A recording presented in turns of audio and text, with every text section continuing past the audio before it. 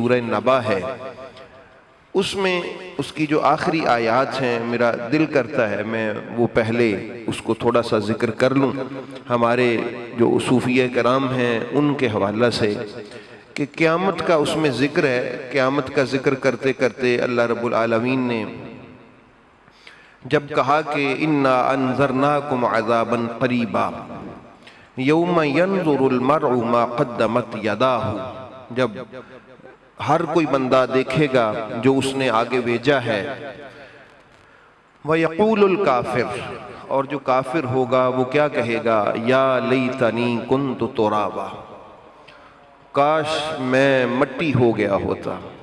اللہ کی سختی کو، اس کے عذاب کو دیکھ کے جو کفار کے ساتھ وہاں سلوک کیا جائے گا قیامت والے دن، جنہوں نے دعوت توحید و رسالت کو ٹھکرا دیا، جنہوں نے نہ اللہ کو ایک مانا نہ اس کے رسول کی رسالت کو مانا، جنہوں نے یہ ٹھکرا دیا، بروز حشر ان کی حالت اتنی بری ہوگی کہ جو دیکھ رہے ہوں گے نا کفار، وہ کہیں گے کہ کاش ہم ہوتے ہی نہ، یا لیتنی کنت ترابا، ہمیں مٹی کر دیا گیا ہوتا، ہم خاک ہوتے، ہم مٹی ہوتے، ذرات بن گئے ہوتے، اور آج ہم اس عذاب سے بچ جاتے۔ یہ کفار کے بارے میں ارشاد فرمایا گیا ہے۔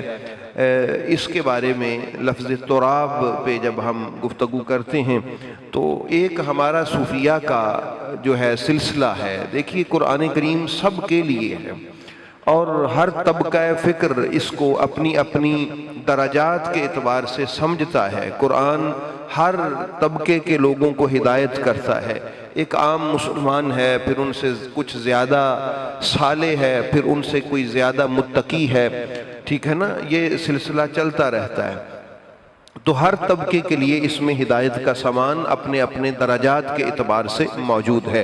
تو صوفیہ کرام میں آپ نے نام سنا ہوگا حضرت خواجہ باقی باللہ رحمۃ اللہ تعالی علیہ کا، جو سلسلہ علیہ نقشبندیہ کے سرخیل بزرگوں میں سے ہیں۔ یہ تفسیر مظہری ہماری ایک اہل سنت کی تفسیر ہے، بہت ہی زبردست تفسیر ہے، اس کو آپ قرآن کی تفسیر بھی کہہ لیں، تصوف کی کتاب بھی کہہ لیں، اس اعتبار سے وہ خوبصورت لکھی گئی ہے۔ عارف باللہ حضرت علامہ قاضی ثناء اللہ پانی پتی رحمۃ اللہ تعالی علیہ، یہ مرید تھے حضرت مظہر جانان جانان کے، اور پھر وہ اس طرح یہ سلسلہ حضرت خواجہ باقی باللہ رحمۃ اللہ تعالی علیہ کی طرف یہ سلسلہ جاتا ہے۔ تو نقشبندی بزرگ تھے، ان سے کسی نے پوچھا کہ یہ جو ابو تراب ہے مولا علی علیہ السلام کا لقب ابو تراب، اس کے بارے میں آپ کیا ارشاد فرماتے ہیں؟ تو ان کا پورا ایک وہ کافی لمبا اس پہ لیکچر ہے، اشعار کی صورت میں اس کو ذکر کیا ہے حضرت شاہ عبدالحق محدث دہلوی نے، اشعار کی صورت میں اس کا ذکر ہے۔ میں آپ کو مختصراً ایسے عرض کرتا ہوں کہ ان کا جو عقیدہ تھا اس بارے میں، انہوں نے کہا کہ ابو تراب یعنی مولا علی علیہ السلام کا ہے نا یہ ابو تراب، کنیت ہے آپ کا، ایک لقب ہے ابو تراب، اور مولا علی علیہ السلام اس کو پسند فرماتے تھے، اپنے لیے بہت پسند فرماتے تھے کہ مجھے ابو تراب کہا جائے۔ تو ان سے پوچھا، دیکھیے نقشبندی سلسلہ جو ہے یہ طریقت میں حضرت ابوبکر صدیق رضی اللہ تعالی عنہ سے متصل ہے، ان کے جو فیض کا منبع اور مرکز ہے وہ حضرت ابوبکر صدیق رضی اللہ تعالی عنہ کی ذات ہے۔ اب آپ اس سے اندازہ لگا سکتے ہیں کہ کوئی بھی سلسلہ ہو طریقت کا، ان کا حضرت علی علیہ السلام کے بارے میں کیا عقیدہ ہے۔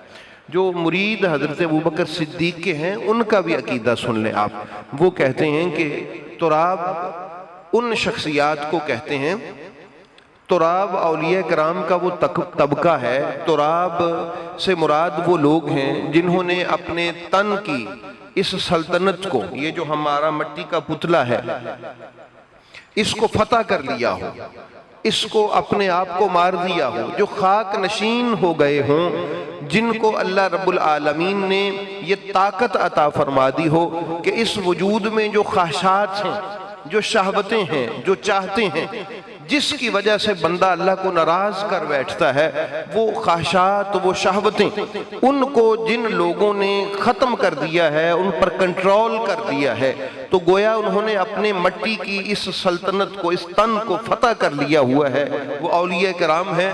تراب سے مراد وہ لوگ ہیں وہ مٹی بن گئے ہوئے ہیں. کیا بن گئے ہوئے ہیں؟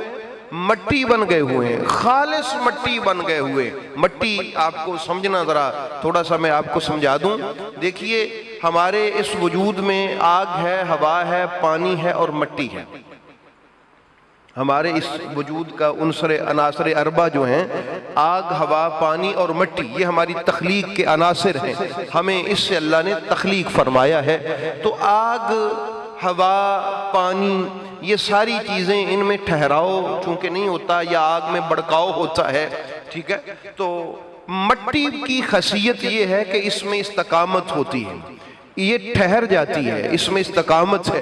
تو جو بندہ اپنی تین جو دیگر عناصر ہیں، آگ سے جو جذبات پیدا ہوتے ہیں بھڑکنے والے، یا ہوا سے جو جذبات پیدا ہوتے ہیں کہ مذبذبین ہاؤلائی ولا الہ ہاؤلائی، یہاں سے یہاں، یہاں سے یہاں، کبھی یہاں کبھی وہاں. اور پانی میں بھی اس طرح پھر وہ جو ہے وہ چونکہ وہ نہیں ہوتی، سختی نہیں ہوتی اس میں، استقامت وہ بھی نہیں رکھتا، چلتا ہے. مٹی میں یہ خاصیت ہوتی ہے کہ اس میں استقامت ہوتی ہے. اور مٹی کی ایک اور خاصیت ہے کہ جب آپ روشنی ڈالیں نا پانی پہ تو وہ آگے گزر جاتی ہے، آگ پہ ڈالیں وہ بھی اس میں سے کراس ہو جاتی ہے. اسی طرح ہوا میں سے بھی روشنی آگے کراس ہو جاتی ہے. لیکن مٹی کی خاصیت یہ ہے کہ یہ روشنی کو اپنے اوپر روک لیتی ہے، اور وہ روشنی جب اس پہ پڑتی ہے تو ظاہر ہوتی ہے.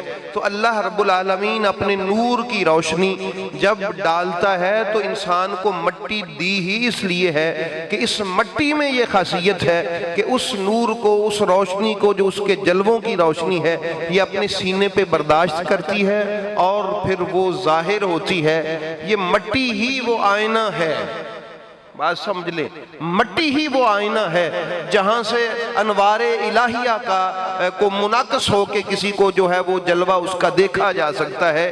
یہ خاصیت صرف مٹی میں ہے. تو مٹی ان بزرگوں کو کہتے ہیں جنہوں نے اپنی خواہشات کو ختم کر لیا ہو اور خاک کی وہ طے بن چکے ہوں جہاں اللہ رب العالمین کے انوار و تجلیات کا انعکاس ہو رہا ہو. مسئلہ سمجھ گئے؟ خاک کی وہ طے بن چکے ہیں، خاک کی، مٹی کی، کہ جہاں اللہ کے انوار پڑتے ہیں اور وہ اپنے سینے پہ جذب کر کے اس کو ظاہر رکھنے کی کیفیت اور طاقت اللہ ان کو عطا فرما دیتا ہے. اللہ رب العالمین کے انوار و تجلیات کا ظہور پھر اس مٹی سے ہوتا ہے. تو جو یہ طاقت اختیار کر جائے، یہ شان اختیار کر جائے، اس کو کہتے ہیں تراب. حضرت خواجہ باقی باللہ نے فرمایا تو یہ سب اولیاء کرام تراب ہوتے ہیں، اور جو ان کا سرخیل ہے، جو ان کا رہنما ہے، جو ان کا لیڈر ہے، جو ان کا پیر ہے، جو ان کا مرشد ہے، وہ ابو تراب ہے، یعنی مولا کائنات ہیں. اندازہ کریں کہ تراب یہ شان رکھتی ہے تو ابو تراب کیا شان رکھتے ہوں گے. تو یہ تراب ہونا بھی مولا علی علیہ السلام کی ایک جو ہے یہ ان کے غلام ہیں جن کو تراب کہتے ہیں.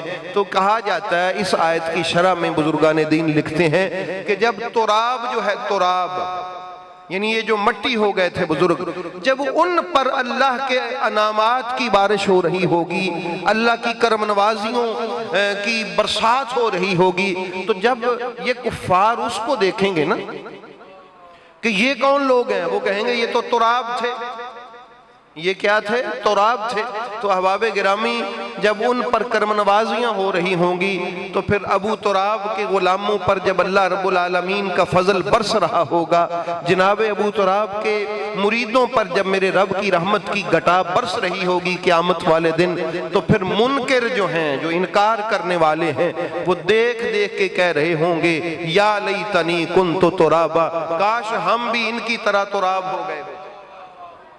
اگر ابو تراب کے غلاموں پر یہ کرم ہے تو اس لیے احباب گرامی یاد رکھیے گا، اللہ رب العالمین نے یہ سلسلہ جتنا بھی ہے فیضان ولایت کا، یہ سرکار مولا کائنات سے آگے جاری و ساری فرمایا. تو یہ ہمیں ذہن نشین ہونا چاہیے. حضرت مولا کائنات مولا علی علیہ السلام کو اللہ رب العالمین نے یہ ولایت کا مرکز بنایا، منبع بنایا اور مصدر بنایا. وہاں سے یہ سلسلہ ہدایت جاری و ساری فرمایا جو قیامت والے دن تک ایسے ہی چلتا رہے.